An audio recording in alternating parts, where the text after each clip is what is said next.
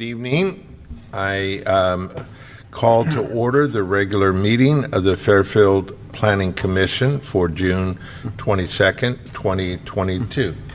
Mr. Feinstein, may we have the roll call, please? Yes. Commissioner McDonald?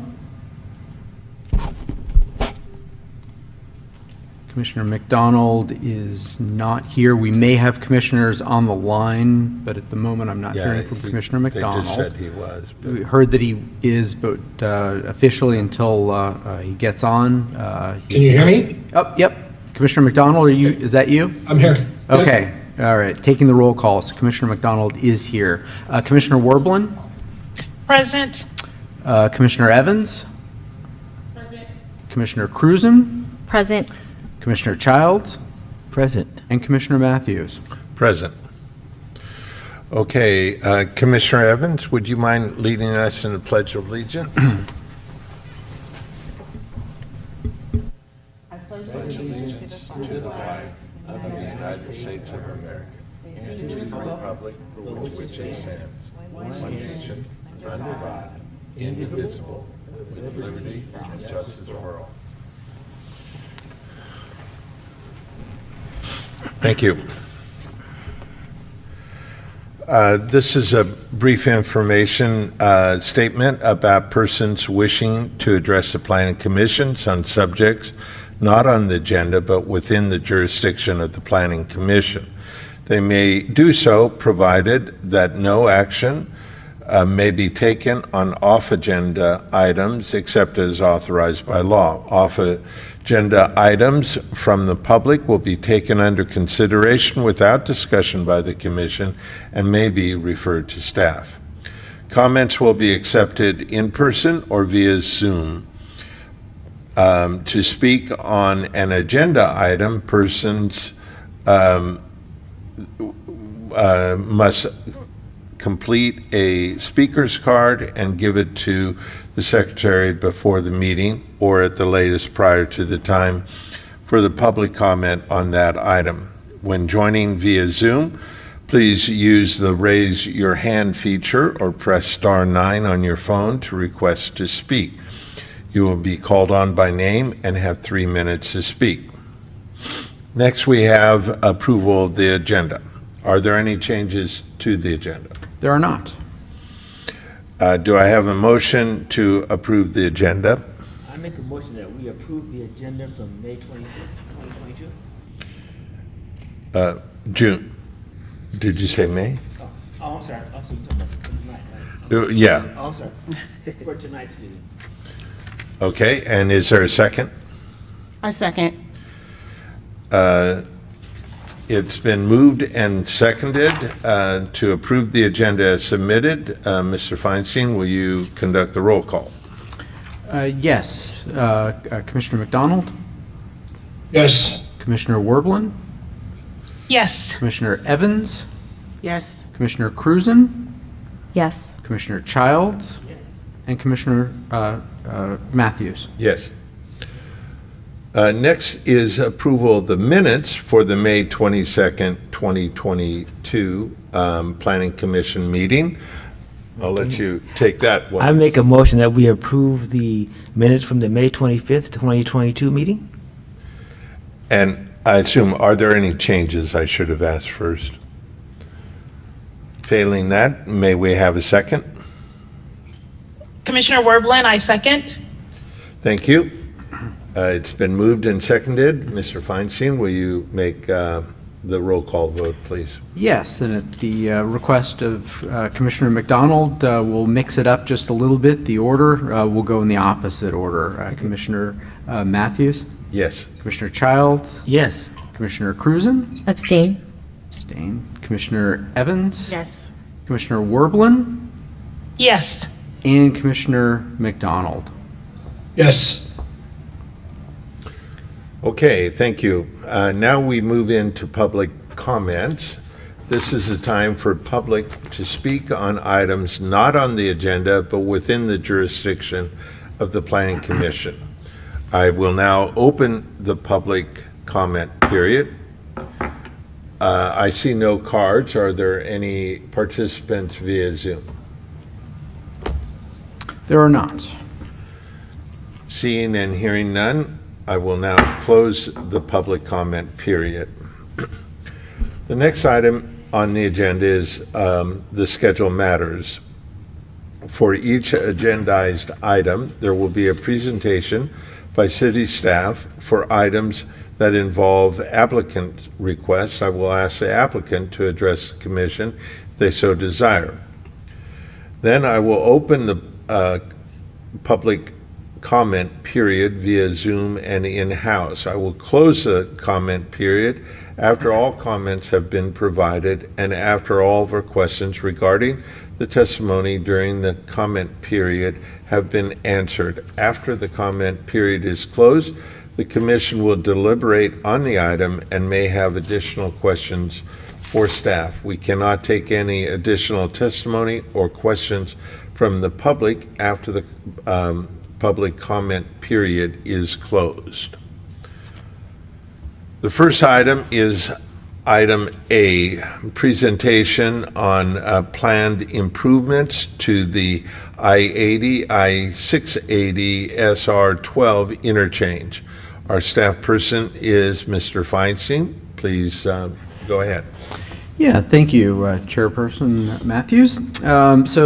Tonight you're going to hear two presentations. This is the first of the two. They're both informational items for the Commission, and the Commission had requested information on each of these items. The first one that we're going to talk about is the Interstate 80, 680, and Highway 12 interchange project. And if anybody's driven through that interchange area over the last 5 to 10 years, you've noticed that there's essentially a continual construction project going on. And that's going to continue for a long time into the future because it's a major project with lots of components. The city is a partner in this project, but we're actually not the lead agency locally for it. The Solano Transportation Authority, which is our regional for Solano County and entity that coordinates major transportation improvements here in the county, they are the lead agency. And one of their staff people, Janet Adams, who she'll introduce herself in just a moment. She's the lead for major projects for STA, has kindly offered to give a presentation to the Commission to walk you through that project and help give you a better understanding of what's happened and what will be happening. So in a moment, we'll bring Janet on to give a presentation. I do want to note that as you view the presentation, keep this in mind as we make decisions about our general plan update, because changes in Cordelia related to the interchange will have certain effects on different land uses that exist and will create or change opportunities for land uses over there in the future. So with that, I'm going to turn it over to Janet, who I believe has been elevated to a panelist and should be able to control the screen. If not, I have her presentation here and I can control it if things don't work out. So Janet, we all see you on the screen. Hopefully we can hear you. So I'll turn it over to you. Welcome. Hi, good evening. Thank you, David. So as David mentioned, I'm Janet Adams. I'm the Deputy Executive Director at the Solano Transportation Authority. I've been with the STA for about 17 years, and prior to that, I was actually spent 17 years with Caltrans. So with that, as David had mentioned, this is a long-term project. I do have a presentation about it. A little bit of background, the STA has been working on this project actually for over 2 decades, being a $1 billion project in a small county with no sales tax dedicated to transportation. We are completely reliant on regional, state, and federal funds to build the project. And a primary funding source that has really kept this project going is Regional Measure 2. And we hope Regional Measure 3, which will help us move forward with the next construction packages.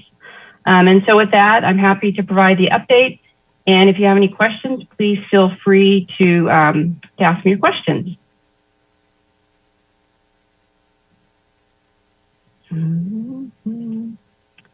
So overall, the interchange is broken up into construction packages. We do have a record of decision on the primary improvements at 80, 680, and 12.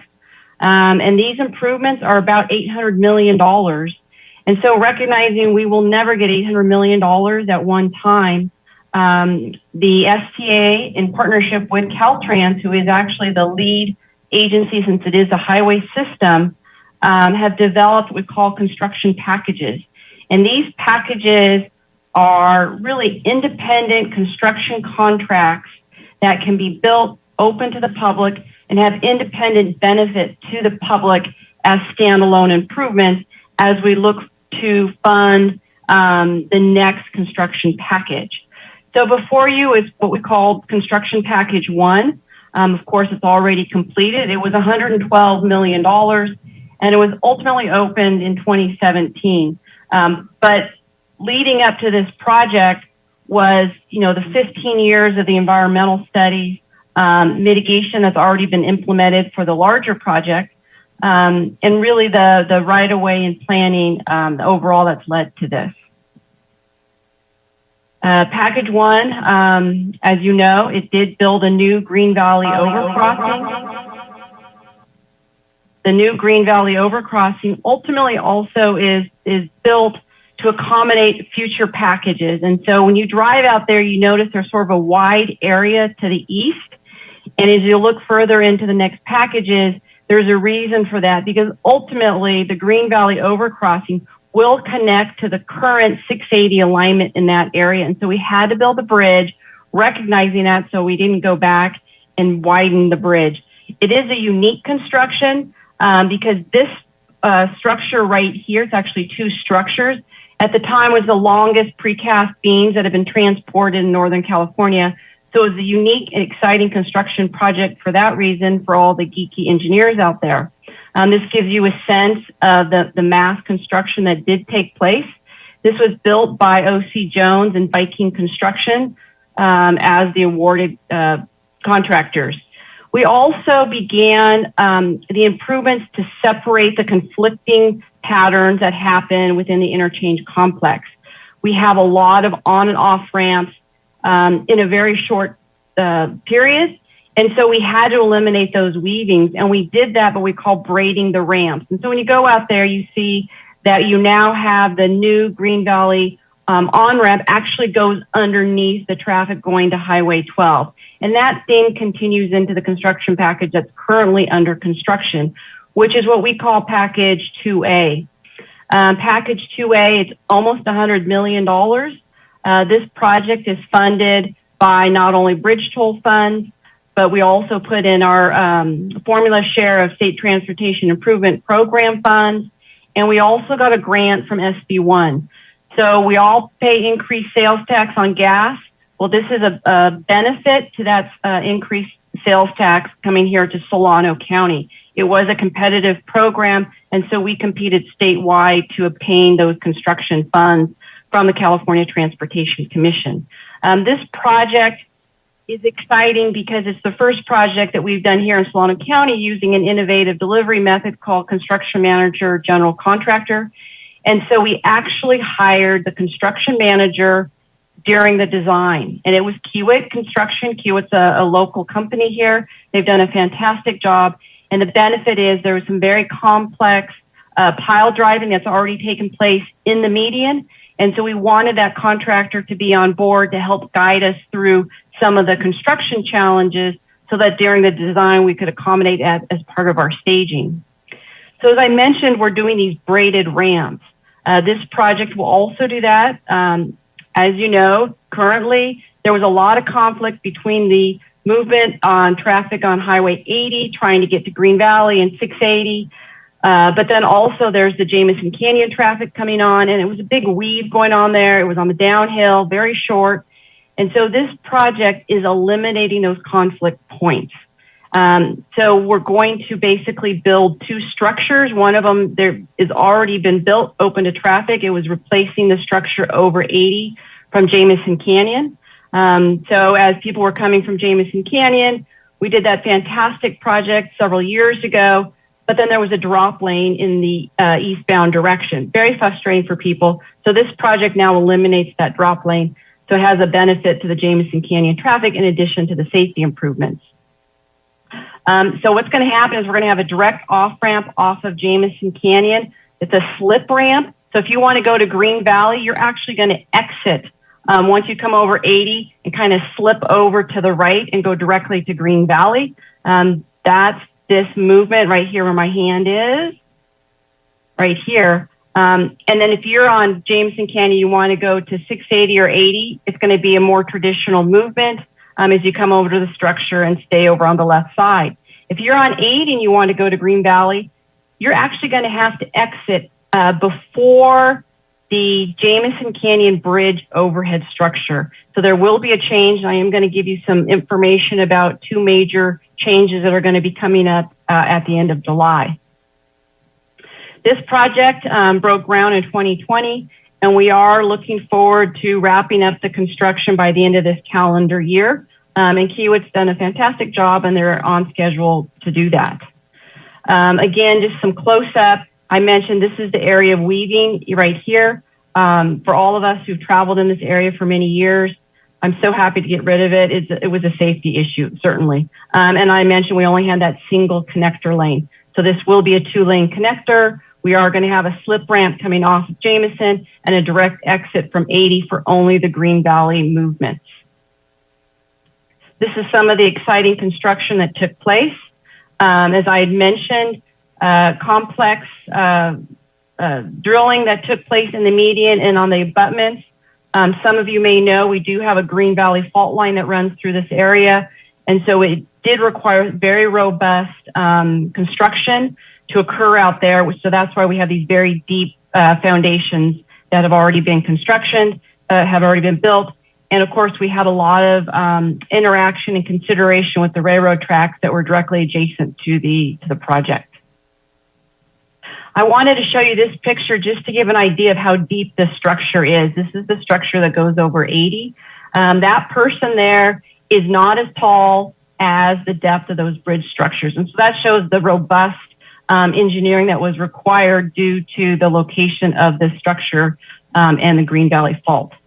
Also continuing the theme of having our hardscape look consistent throughout the packages. And so we have a design package that we put together to guide the design and the different and future construction packages.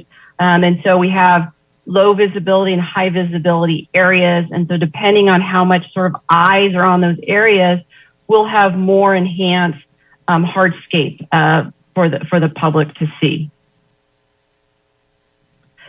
The next package would be package 3. This will be the first of the big connectors that we have planned for. It is a very large construction project. Total cost is $175 million. We have completed about 65% design plans, but are currently on hold as we are awaiting, we hope, for Regional Measure 3 to survive the Supreme Court challenge. We're hoping the Supreme Court ultimately decides not to take up the case, but we've been on hold for several years, and we're hoping we'll actually understand the disposition of RM3 later this summer. So this will build the first connector, as I had mentioned. It's going to actually build the westbound 80 to 680 southbound connector. The darker orange colors are structures, proposed structures, and the light orange would be fill or roadway. When we go through the light industrial area, while this area is not a structure, we are envisioning a retaining wall system in that area to really minimize the impacts of the industrial area. Certainly the project wants to minimize the impacts so that our right-of-way acquisition is minimized and the impacts to those buildings are as minimal as possible. But this project will have a substantial right-of-way activity and component that will take place. The STA will not begin acquisition until we have a fully funded project. And so, we would need to obtain our RM3 money and our construction funds through a state or federal grant before we would actively begin any right-of-way acquisitions. Excuse me, also- Janet. Yeah. Pardon the interruption, but could you just explain for us? I'm not familiar with RM3. Can you give us a brief synopsis of that? Sure. So the Metropolitan Transportation Commission did put on the ballot and was approved by the voters by a simple majority vote to raise the bridge tolls within the Bay Area toll bridge system. And it has raised the bridge tolls by $2 so far. There's a third dollar planned in the future. Those incremental increases and those monies were put into an expenditure plan. And the expenditure plan has some projects that are earmarked for funds. In the case of the interchange improvements, there was $150 million earmarked for improvements in the interchange complex.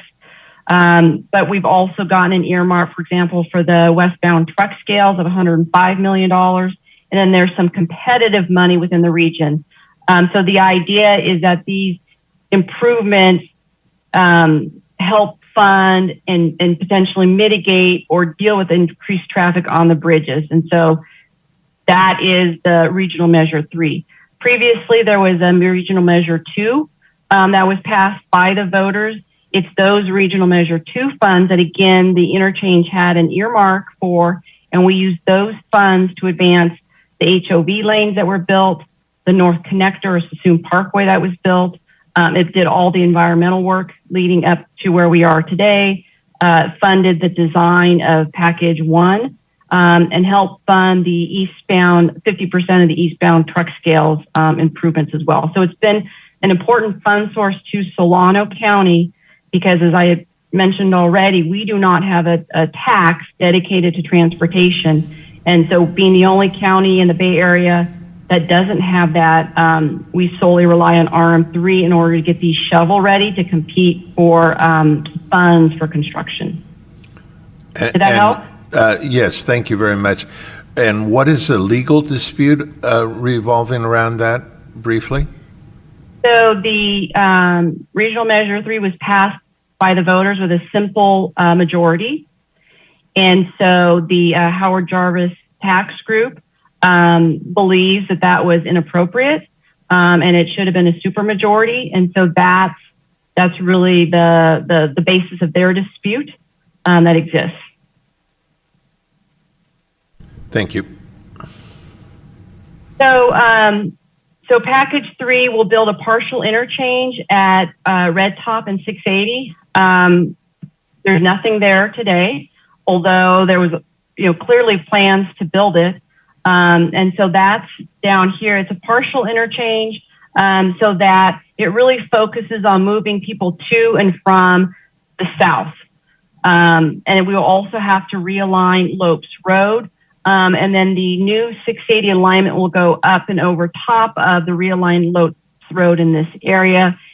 And the exciting part then is this opens up the existing southbound 680 alignment that will then become a local road. And that's the opportunity to put local traffic on that southbound 680 alignment and get people up and over these railroad tracks where that really odd three-way stop sign goes that I always struggle with, and we do see backups there quite a bit. And so this will provide an opportunity to have that local road system as an alternative to that very difficult railroad track crossing.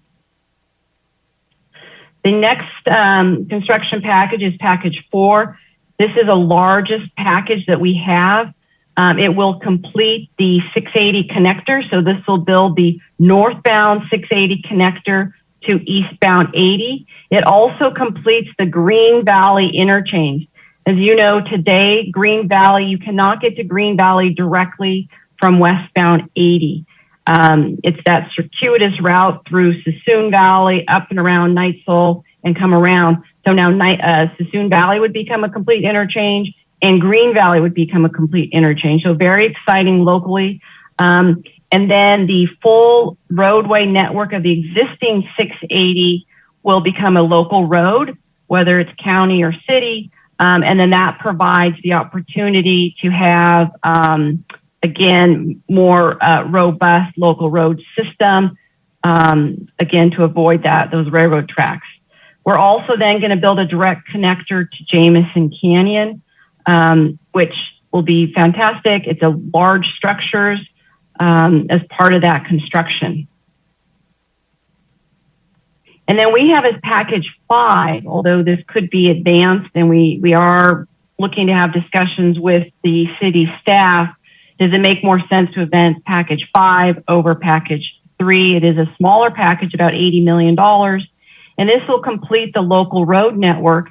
As part of our goals for the interchange complex have been to keep local trips on the local road. Well, you can only do that if you improve the local road system. And so this will build a new interchange, a partial interchange at Jameson. We are going to realign Red Top Road. So this will then cut through the canyon. We'll have a large structure. We have to go over the tracks and over Jameson.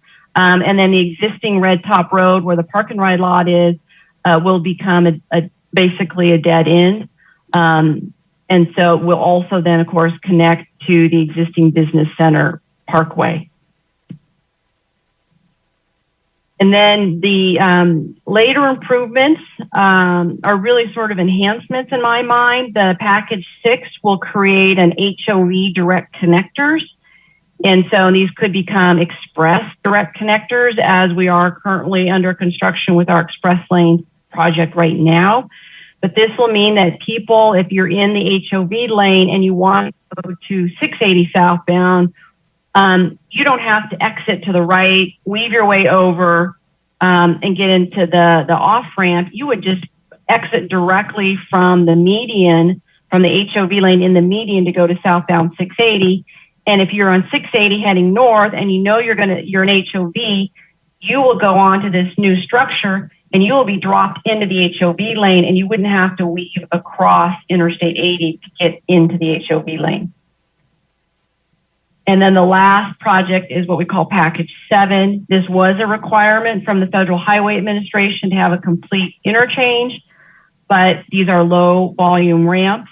And so we place them kind of at the back end, recognizing they're not as vital to our overall improvement packages. So we also wanted to improve the connections of bike and ped. The interstate highway system did create barriers. It's unfortunately not uncommon. And so when we're doing these projects, the design, we included the shoulders, we included the sidewalks, for example, on the Green Valley structure that's already open. I mean, I was always mortified when I saw these students walking on that 4-foot curb across the old Green Valley Bridge. Absolutely horrible. So we have the sidewalk and the shoulder. When we do package 5, which will build the business center drive connection across Jameson, new interchange, we'll have a new bike facility there. And this will also help connect to the connection that was already built into Jameson Canyon. And then also connecting, of course, as I had mentioned, by moving traffic on the existing 680 alignment through the old Cordelia, that now opens up Lopes Road to be a real accommodation for bicyclists through there, as well as potentially the students are heading to the high school, for example. Also, I just wanted to give you kind of an update on what we're doing for some of our other projects actively. So the Managed Lanes project, which will convert the existing HOV lane from Red Top to Airbase and build new lanes from Airbase just to 505, making a total of 18 miles of HOV express lanes. We broke ground in May. O.C. Jones is the contractor. It's a large project, $278 million. It will take about 3 years. But if you've driven up in the Vacaville area, you can see that the freeway's been restriped and there's active work going on in the median. And so they really are trying to push forward with this. We're hoping the major work will be done in 2 years, and then we'll see the lanes open as HOV lanes while the integrator comes in and adds all the electronics necessary to make an express lane. And for those of you who may not know what express lane is, it's a way, if you're a single occupant vehicle, you can pay to travel in an HOV lane. If you're an HOV, same thing happens. You do have to have a flex pass, a fast track flex, but you will travel for free, just like you do today. Also, we are actively, really, I'm very excited working on the westbound truck scales. We did rebuild the eastbound truck scales many years ago, but it's, some people don't realize how vital these scales are. These scales, westbound, close multiple times a day. And when those scales close, you're not inspecting, CHP is not able to inspect the trucks, weigh the trucks, look for safety violations, see if truck drivers are having problems, if the trucks themselves may be require an inspection. And so it's an important safety project as well, but it will also provide operational benefits, just like the eastbound scales did to the freeways. We are funded through design. We did get a grant from the California Transportation Commission to that. STA is doing the design work. Our board will actually do the right-of-way acquisition. This project is also going to be delivered. We've already hired our contractor for the innovative project delivery, the CMGC, similar to package 2A of the interchange. It is about $200 million. We did submit a federal grant to fund the right-of-way and construction that went in May. Very competitive, but we're hoping to get some benefit from the new federal transportation bill. So if we get all of our funding for construction, we will begin construction in mid-2024. And then as I close it out, I did mention we have some big upcoming closures associated with 868012 at the end of July. So we're looking at two we call 55-hour closures. So that's 10 p.m. on Friday to 5 a.m. on Monday. And those are important so that the contractor, Kiewit, can get in there and go gangbusters so that they can, when the traffic is opened on Monday morning, that the new alignments for the Green Valley Road off-ramp will be open to traffic. So again, that's July 22nd to the 25th. And then if you want to come to Green Valley from 80, you're going to go under that new small bridge where traffic from Highway 12 is going to be going over top. The new ramp is going to be further to the west, so there will be a lot of CMS signs out there letting people know. But then also the new Green Valley off-ramp from Jamison Canyon, what we call the slip ramp, will also be open. So big changes. And then the second 55-hour closure will occur the following weekend, July 29th to August 1st. Same hours, 10 p.m. Friday, 5 a.m. Monday would open back up. And when it opens Monday morning, the two new 680 ramp alignments will be open so that this will then really eliminate that weave that takes place between Green Valley, not Green Valley, but Highway Jamison Canyon and 680 as they come on to 80. So some big movements coming up, but that's really then going to set our real final configuration as we go into December. And so with that, I'm happy to answer any questions. Thank you very much. That's very thorough, and you obviously know this project well. Commissioners, what questions do you have for Ms. Adams?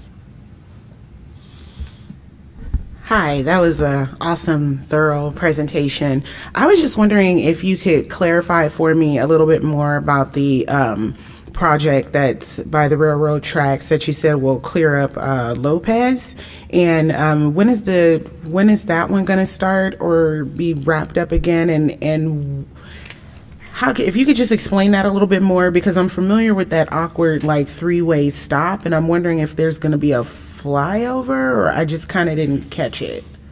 Yeah, so right now this is not funded, so I can't give you a timeline, except that once we do get full construction funding and the improvements are built, what's going to happen is the new 680 southbound traffic from westbound 80 to 680 southbound will be moved.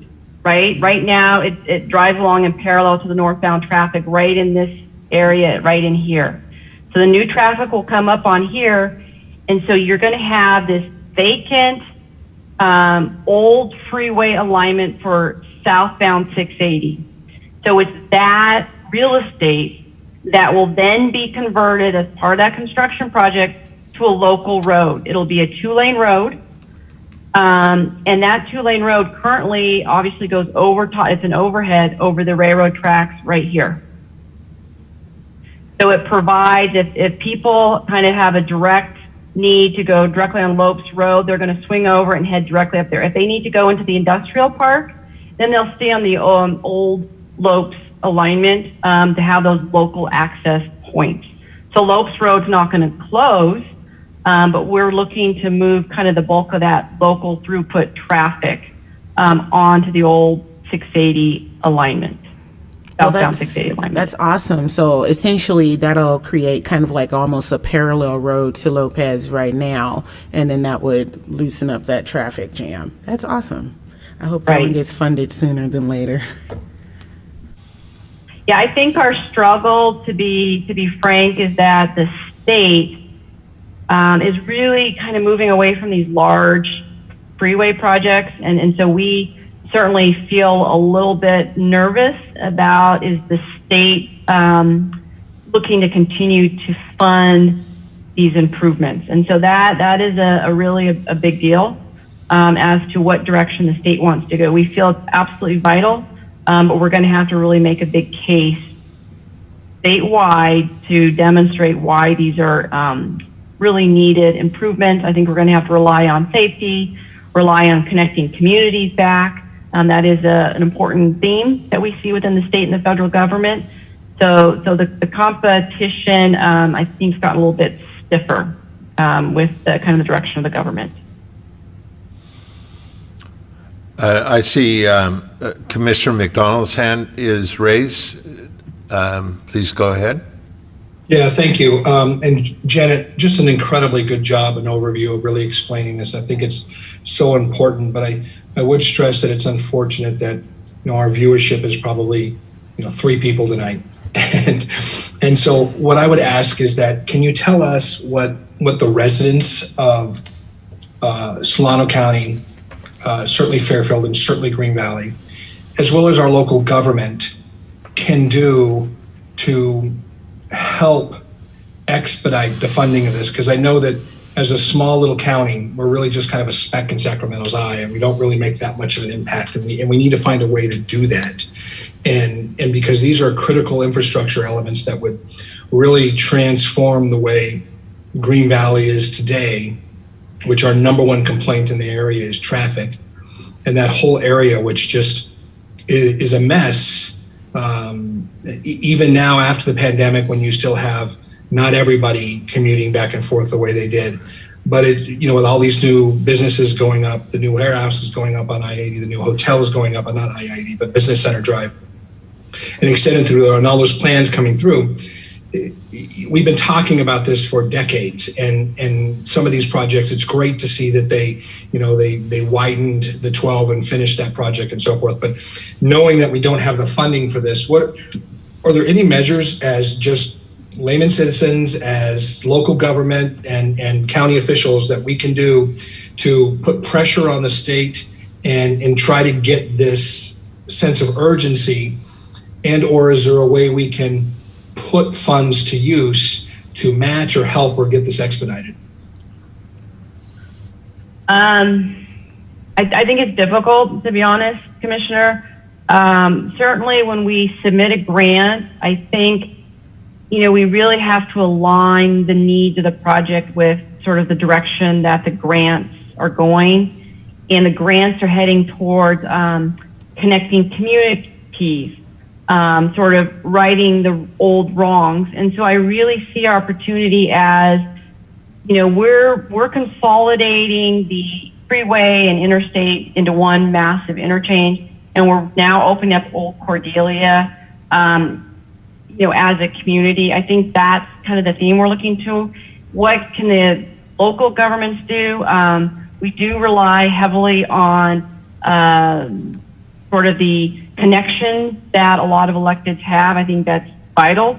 And so we do regularly come to our electeds throughout the county and ask that they participate with us as we go meet with decision makers up in Sacramento. And so I think that's what we can do kind of as a community and elevate why it's a safety project. We're connecting communities back. You know, we're providing bike and ped improvements, so it's not just, you know, car centric. We're helping transit, we're helping freight mobility. So it's just keeping on those themes. I think that'll help. But it's honestly, Commissioner, it's you know, we have a lot of competition in the state.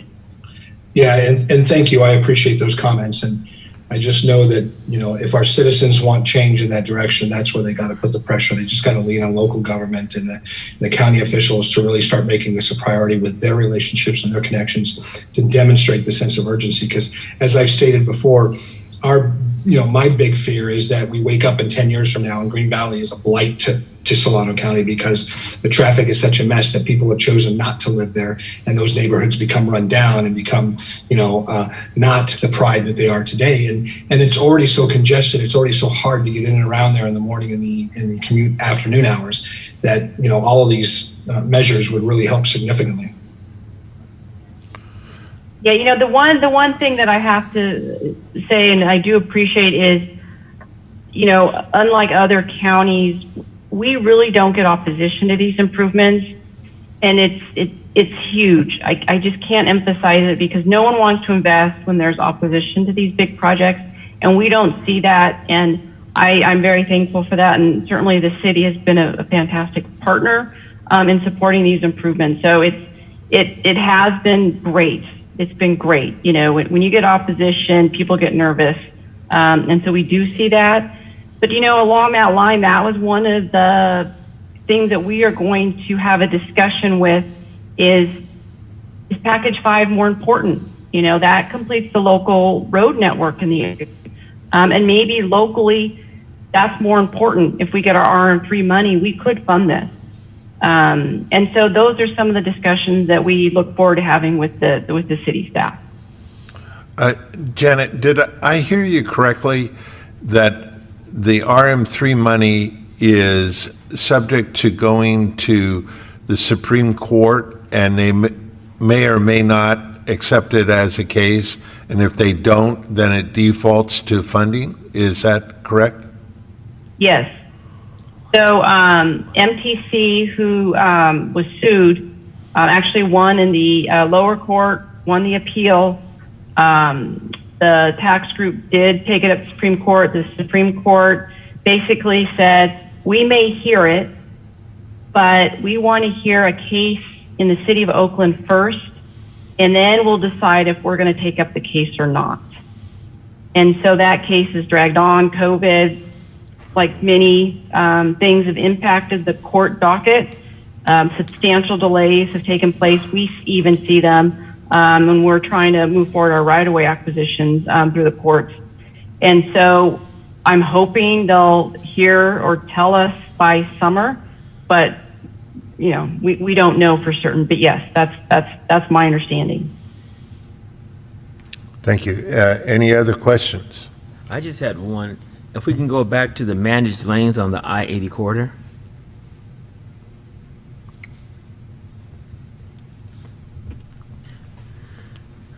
So, quick question on that.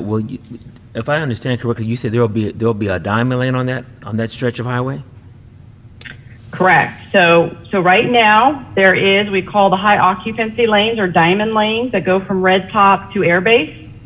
But if you're heading east, when that lane drops, that traffic, you feel it. So this project will build new lanes in the median from Airbase to just to the west of 505. So it's about 10 miles of new HOV lanes. And then once those are built, all 18 miles will become managed lanes or express lanes. There's different names. But again, just to emphasize, if you're an eligible HOV user, you have to have a fast track flex and you will go for free. But if you're a single occupant vehicle, you can pay whatever the rate is at the time and drive in that lane and really get the benefit of kind of getting through the traffic at a faster speed. This part to me is very exciting. Yes. Commissioner, I've been working on this project alone since 2009. And Wow. so you think you're excited. Imagine how excited I am. We competed for an SB1 grant last round, or the previous round, and we weren't successful. I was very sad while we got the interchange funded. So, we stuck with it, and we got funded this past round. So it's huge. We were the second highest awardee from the California Transportation Commission in the state. So it was really a big win for the county as a whole. Just one additional question. That 55-hour shutdown, can you just walk us through briefly what is that 80? Is that 680? Or what's going to be affected by that?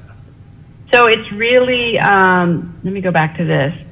So, and Caltrans will definitely have, and Caltrans works with the city, they'll put out a lot of public information, they'll put up the CMSs. So you're going to hear about it much more. I'm just giving you kind of a heads up. But the first 55-hour closure, which is July 22nd to the 25th, it's going to close the Green Valley off-ramp for the 55 hours. So that entire weekend, 24 hours a day, the contractor is going to be in there working like gangbusters so that it's open Monday morning. So it's really that Green Valley off-ramp. So if you're on 80 or Jameson, there will be detours available to get off to Green Valley. So you have to go to either Red Top or you'll go all the way down to Sassoon. Okay, got it. Okay, commissioners, if there are no other questions, we really appreciate this presentation. And I'd like to ask if possible, can we get a copy of that PowerPoint?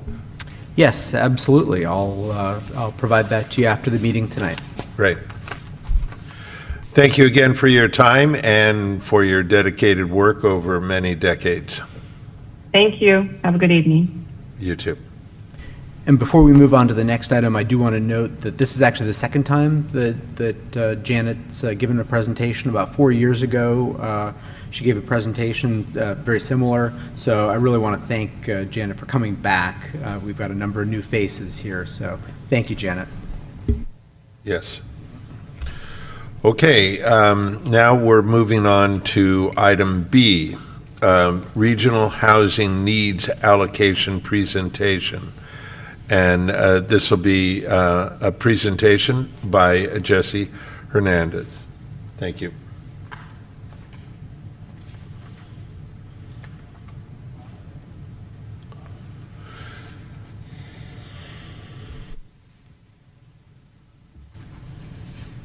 Good evening, Commissioners. My name is Jesse Hernandez, and today I will be presenting on the Regional Housing Needs Allocation, or RHNA.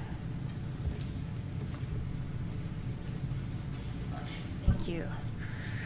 The RHNA is mandated by state housing law as part of the periodic process of updating local general plan housing elements. The RHNA quantifies the need for housing within each jurisdiction during an 8-year housing element cycle. Since 1969, the state of California has required all local governments to adequately plan to meet the housing needs of everyone in their communities. To meet this law, each city and county must develop a general plan housing element that shows how it will meet its community's housing needs. There are many laws that govern this process, collectively known as housing element law. The RHNA process is part of the housing element law used to determine how many new homes each local government must plan for in its housing element. First, the California Department of Housing and Community Development, or HCD, identifies the total number of housing units each region in California must plan for. This is known as the Regional Housing Need Determination, or RHND. Regional governments are then responsible for allocating a share of the RHND to each local government in the region. The amount assigned to a local government is its RHNA. As the regional government for the 9-county Bay Area, the Association of Bay Area Governments, or ABAG, is responsible for allocating the RHND among all cities, towns, and counties in the region. ABAG allows contiguous cities and counties to form a subregion and develop its own methodology for distributing the subregion's total units among its agencies. The RHNA assigns the number of housing units each jurisdiction needs to plan for across income levels. The RHNA is not an obligation to build housing. Instead, jurisdictions must plan for their RHNA by ensuring sufficient land is zoned for housing with appropriate zoning. Land suitable for residential development can be vacant sites or sites that are underutilized and have the potential for additional residential development or redevelopment. Appropriate zoning means development standards and regulations that facilitate housing development for all income categories. If a city cannot demonstrate that it has adequate sites with appropriate zoning commensurate with its RHNA allocation, then the city must rezone the identified vacant and underutilized sites. This could mean rezoning to allow higher densities. Fairfield is currently implementing the 5th cycle housing element RHNA. The 5th cycle planned for housing needs from 2015 to 2022 across income levels. Income levels are represented by a percentage of the area median income, or AMI. The AMI is the household income for the median or middle household in a specified region. Fairfield's 5th cycle housing element RHNA is 3,100 housing units broken down by income level. About 3,400 housing units were built between 2015 and 2022. While the total number of housing units built during this period is greater than the total 5th cycle RHNA, housing units for very low and low-income households in particular fall short of the RHNA. Fairfield is also developing the 6th cycle housing element, which will plan for housing needs from 2023 to 2031 and must be adopted by January 2023. As provided under state law, local governments within Solano County, including Fairfield, formed a subregion for the 6th cycle housing element. This group developed its own methodology to assign RHNA figures to each of its jurisdictions. HCD reviewed and approved the group's methodology and final RHNA figures in 2021. Fairfield's RHNA for the 6th cycle housing element is 3,047 units, broken down into income categories based on AMI. As we can see in this table, the very low income category is 50% or less of AMI. In 2022, the very low income category included households earning about $54,000 or less.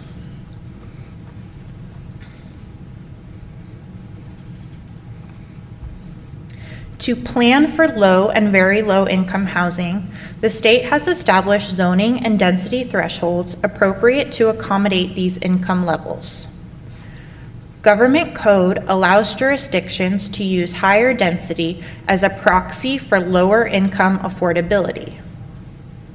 Parcels must be zoned to allow sufficient density to accommodate the economies of scale needed to produce affordable housing.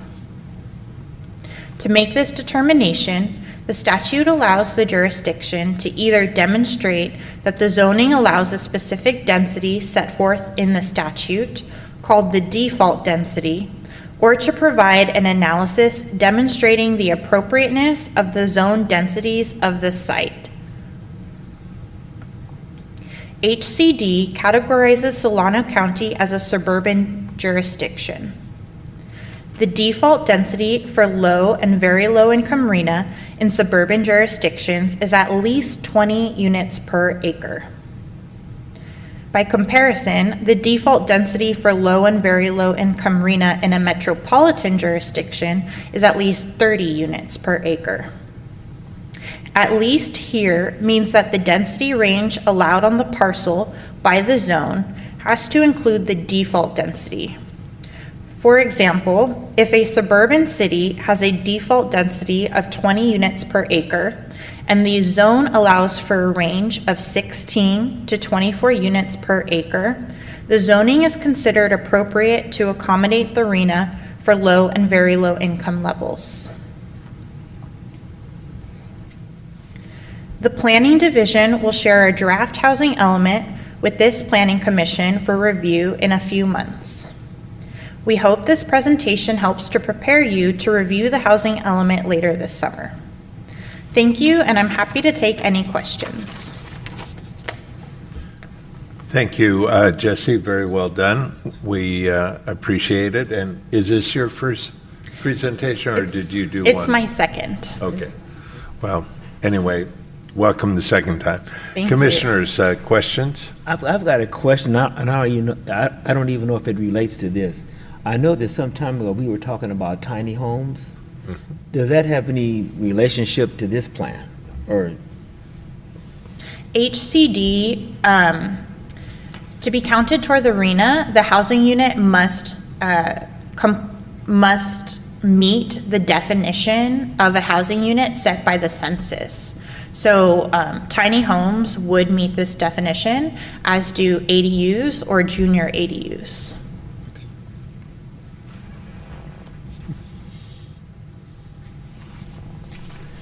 Hi, that was a great presentation. And I'm wondering, I don't know if we talk about this now or in the future, but I'm wondering if, because the way I understand it, we just have to have the zoning available for more high-density housing in order to meet that particular need for very low income. So I'm wondering if this would cause us to have to rezone some areas, or are we anticipating that we do have enough space designated already, if that makes sense?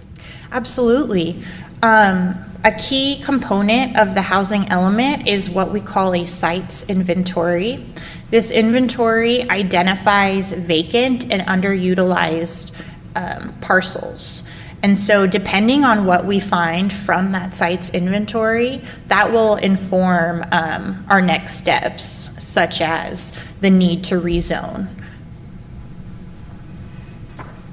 Yeah, so basically, we haven't finished that analysis yet, but by the time we come back with a proposed housing element, we'll have that information, and we'll give you a sense of, do we think we've got enough sites, or do we think that we'll have to do some zoning amendments as a part of adopting the housing element to address our RHNA need. We're cautiously optimistic that we'll be able to meet that, but it is possible that that we'll need a few additional amendments to zoning to handle that. With the fifth cycle, again, we're in that fifth cycle, we're nearing the end, we did not have to rezone any sites. We had enough sites here in the city to satisfy the requirements of HCD for the affordability. So we're cautiously optimistic that we still have enough sites, but we'll let you know when we come back with the housing element. And I had just one more question. On that fifth cycle, I think there were 3,100 housing units, and there was another number of 3,408.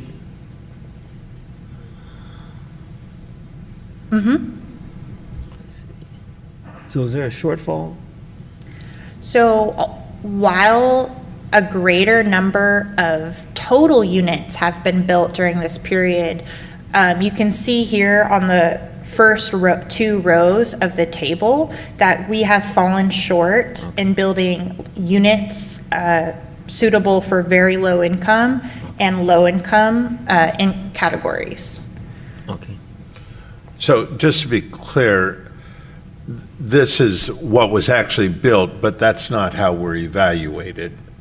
But it's a good benchmark as to are we making success with the effort, correct? Yes. And then just furthering on that, on the very low income, a little bit less than 800, this is over an 8-year period, so plus or minus 100 units a year would be a good thing to keep in mind as we evaluate projects, correct? Mm-hmm. Yeah. Yeah, and so just for some context, some projects that the commission has reviewed that have gone towards our low and our very low, the One Lake Family Apartments out in our northeast, that was 190 units. Mid-Peninsula or Mid-Penn Housing brought a project to you over on Sunset and East Travis. That was, I think, 59 units. EAH Housing, recently we just extended the commission extended the time for that project to get built. Their project was expiring. I believe it's 68 or 72 units. So, these projects are getting us those chunks. And the good news is in the last 2-3 years, we've started to see a number of these projects coming before the commission. There's quite a bit more funding opportunities that are becoming available for affordable housing. So we're not necessarily hitting that average of 100, but we're doing pretty well. And last year I saw we have the city of Fairfield's current RENA status right here.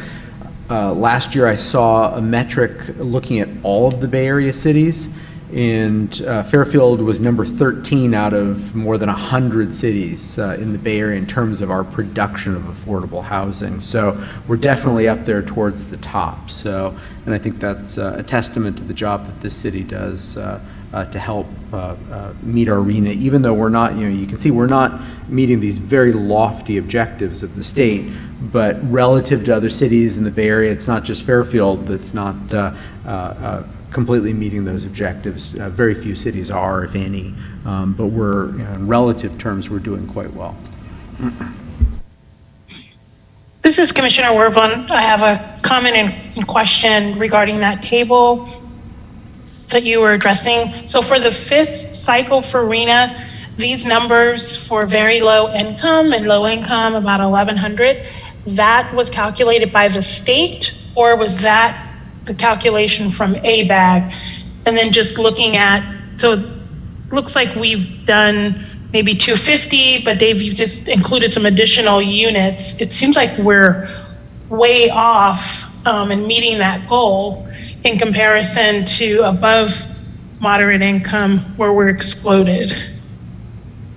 And how would that play into our 6th cycle for the RENA units? Yes, so HCD, they determine the number of housing units that each region needs to plan for during the next housing element cycle. And ABAG, as the Council of Governments for the Bay Area, they then allocate a share of their regional need to each jurisdiction.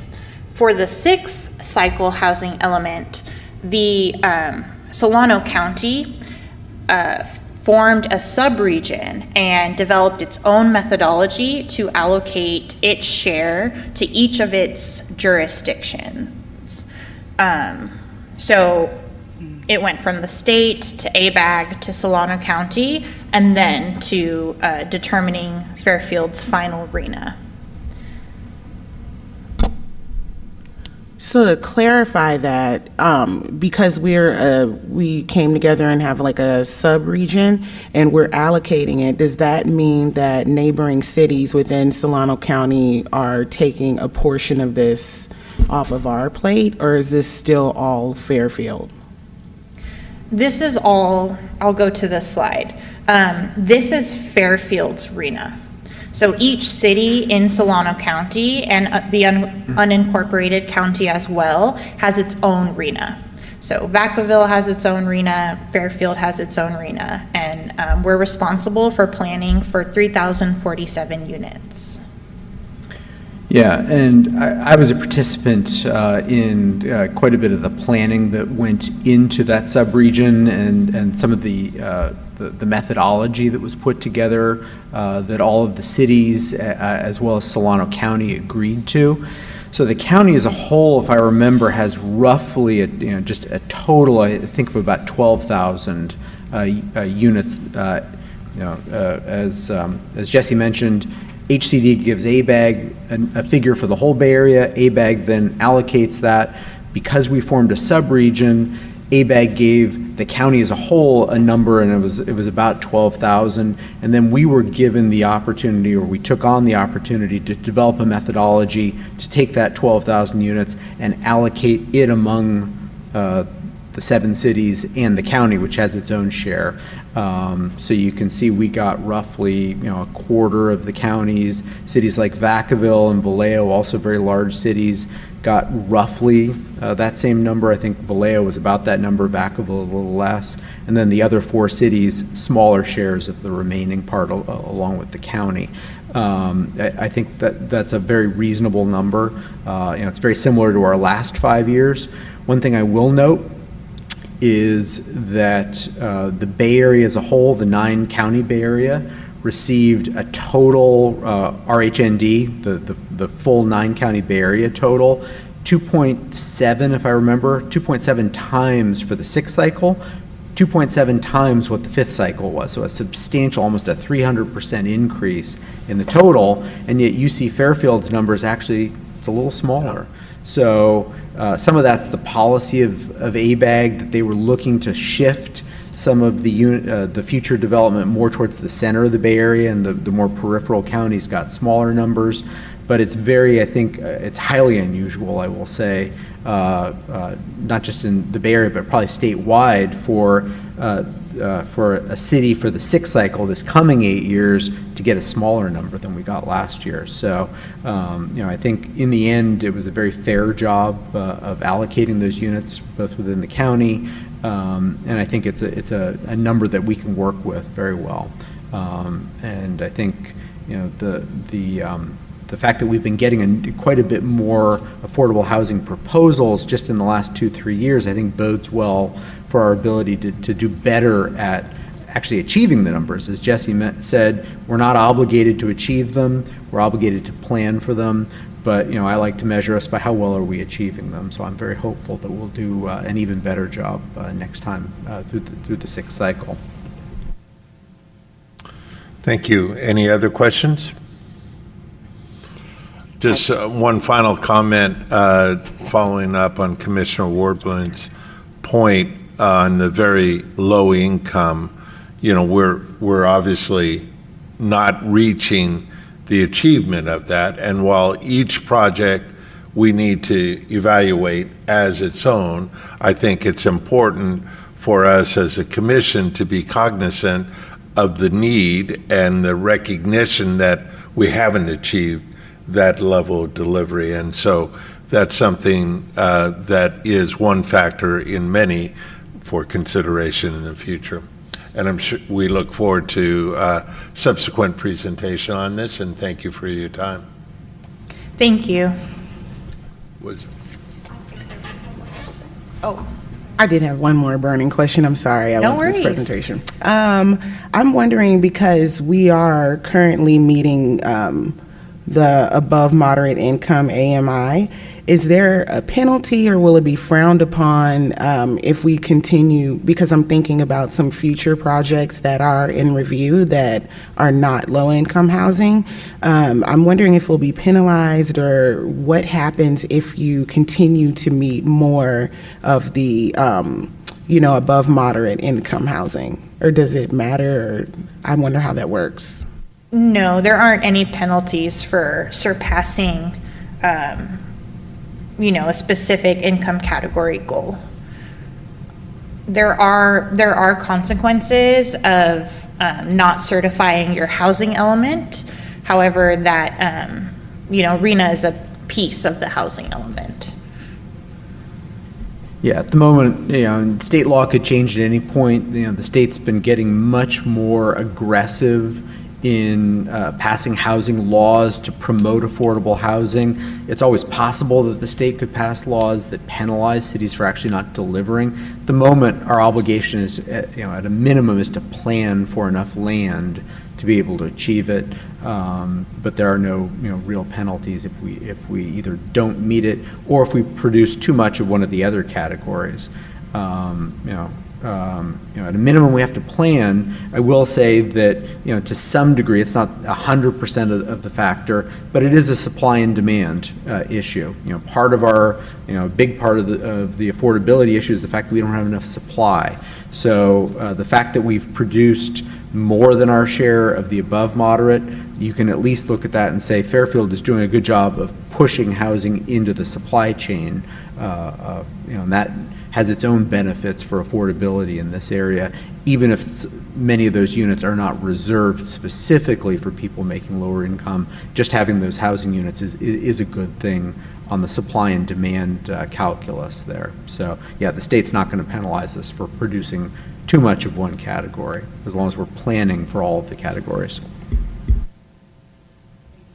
Thank you. Thank you.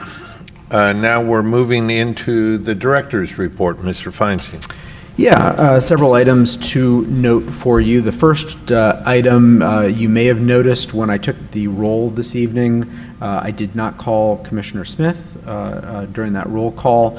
He actually had to resign from the commission, submitted his resignation a week or so ago, had some personal reasons for doing so. So, so his seat is currently vacant. As we've discussed, Commissioner McDonald's seat, his term is ending in June. The application period and the appointment of that position is ongoing. So we don't yet have any announcement as to what the status of Commissioner McDonald's seat is, whether Commissioner McDonald will be returning or somebody else will be appointed to that seat. I believe by your next meeting, we should have some information about that. For the time being, we'll be down at least one commissioner with Commissioner Smith. Ultimately, the mayor appoints new commissioners, so I'll keep you informed, and you may see new faces here over the next several months for those two seats. I do have a question. Yes. This is Commissioner Werblin. Commissioner Smith was the liaison, or I can't remember the correct term, to the Community Development Block Group.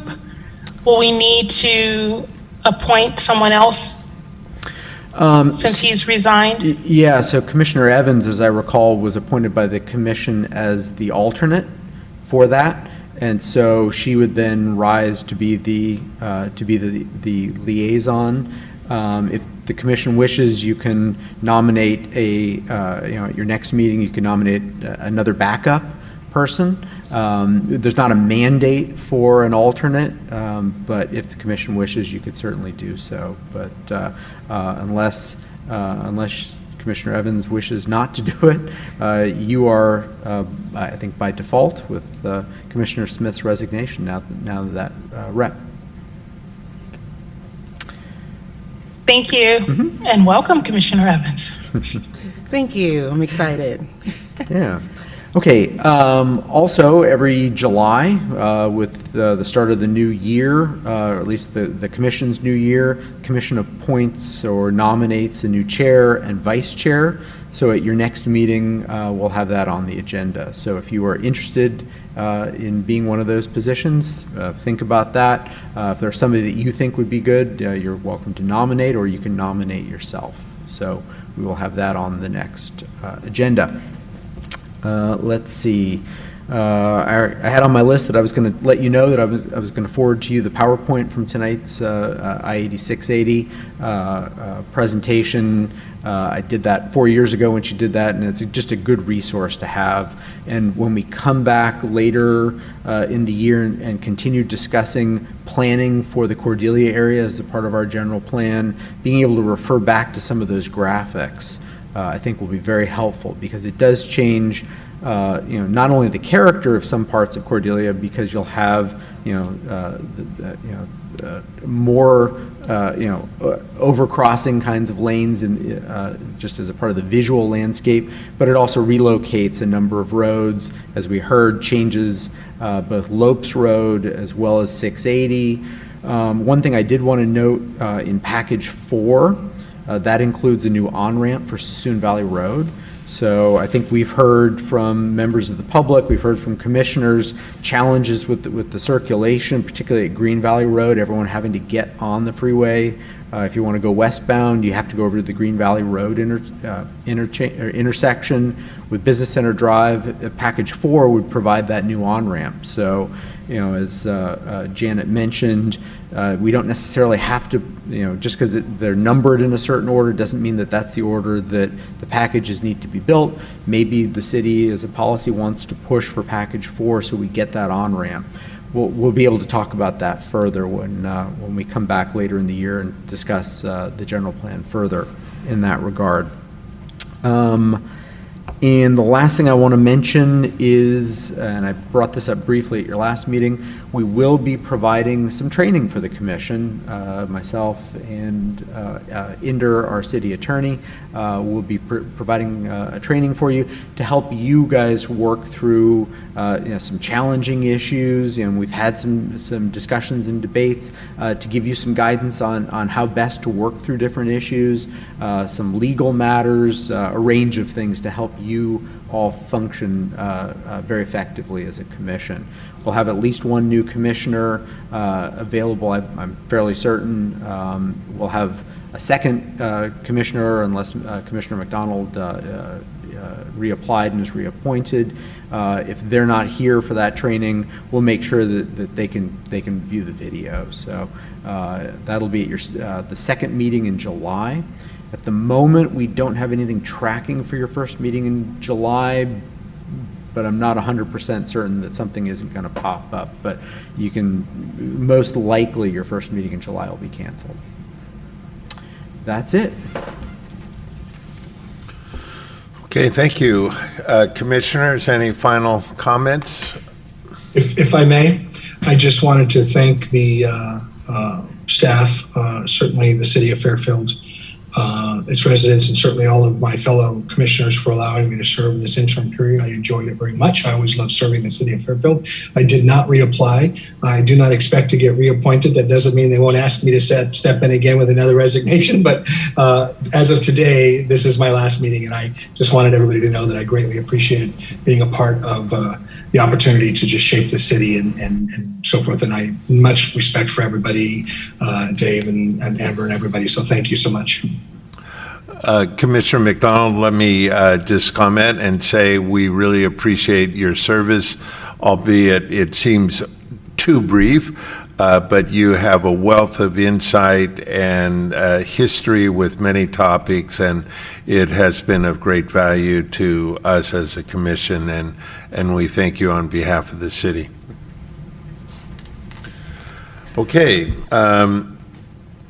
If there are no other comments, we are adjourned to our next meeting on July 13, 2022.